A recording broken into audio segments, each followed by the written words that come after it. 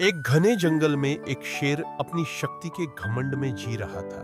वह जंगल का राजा था और बाकी सभी जानवर उससे डरते थे। एक दिन शेर जंगल के एक घने पेड़ के नीचे सो रहा था। उसके पास से एक छोटा चूहा दौड़ते हुए निकला।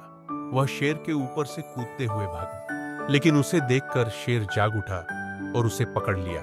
शेर ने गुस्से में आकर कहा, तू किस हक से मुझे तकलीफ दे रहा है? तू बहुत छोटा और कमजोर है। तेरे जैसे छोटे जानवरों को मेरे रास्ते में नहीं आना चाहिए। कृपया मुझे छोड़ दो राजा। मुझे नहीं पता था कि आप सो रहे थे। अगर आप मुझे छोड़ देंगे, तुमसे मदद की उम्मीद। तुम जैसे छोटे से जानवर से मुझे क्या मदद मिल सकती है? लेकिन चूंकि तुम बहुत छोटे हो, मैं तुम्हें छोड़ रहा हूं। जाओ और ध्यान रखना। शेर जंगल में शिकार करने गया और एक जाल में फंस गया।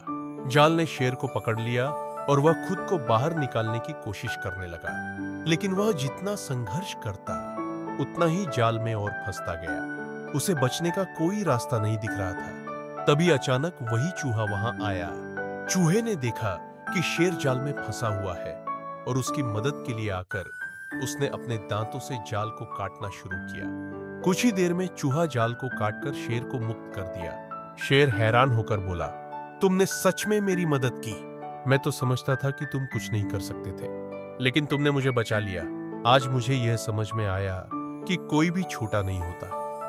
राजा, कभी किसी को उसकी बाहरी ताकत से नहीं आंकना चाहिए। हर किसी के पास अपनी विशेषता और ताकत होती है।